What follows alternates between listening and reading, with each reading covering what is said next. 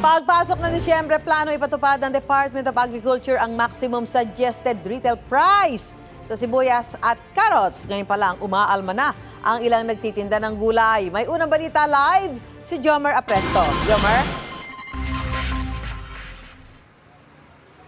Susan, good morning. Malayo raw sa katotohanan na maibaba sa 120 pesos ang kada kilo ng lokal na pulang sibuyas at puting sibuyas sa darating na Disyembre. Ayon yan sa ilang tindera ng gulay dito sa Trabaho Market sa Sampaloc, Maynila. Wala na raw kasing makuha na supply ng lokal na puting sibuyas habang nasa 300 pesos na ang lokal na pulang sibuyas. Pumalo na sa 300 pesos per kilo ang bentahan ng lokal na pulang sibuyas sa Trabaho Market sa Sampaloc, Maynila. Mas mataas yan ng 6 na piso kumpara sa price monitoring ng Department of Agriculture na nasa 294 pesos na ang kilo. Ayon sa tinderang si Aling Florentina, dahil yan sa epekto ng nagdaang bagyong Uwan. Nasa 180 pesos lang noon ang bentahan nito bago tumama ang bagyo. Sa puting sibuyas, mahigit isang buwan na raw silang walang mahanap na supply sa kanilang pinag-aangkatan sa Divisoria. Sabi ng DA, target nilang ipatupad sa Disyembre ang 120 pesos na maximum suggested retail price sa presyo ng sibuyas at carrots.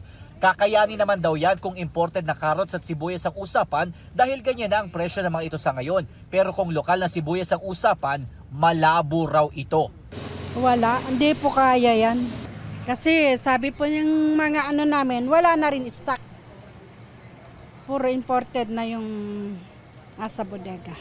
Ang tindera namang si Aling Dorothy, puro imported na sibuyas at carrots na ang paninda dahil mataas na raw masyado ang puhunan o di kay wala ng supply ng lokal sa Balintawak Market. Nasa 120 pesos ang benta niya sa imported na pula at puting sibuyas. Malayo yan sa monitoring ng DA na nasa 260 pesos kada kilo.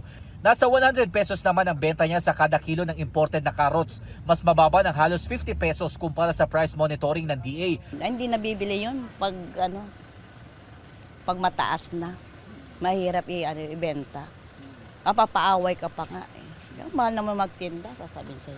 Sabi pa ng mga tindera ng gulay rito, kung may dapat pababain sa presyo, ay ang presyo dapat ng siling labuyo na sumipa na sa 400 pesos ang kilo. Base naman sa price monitoring ng DA, nasa 518 pesos na ang kilo nito.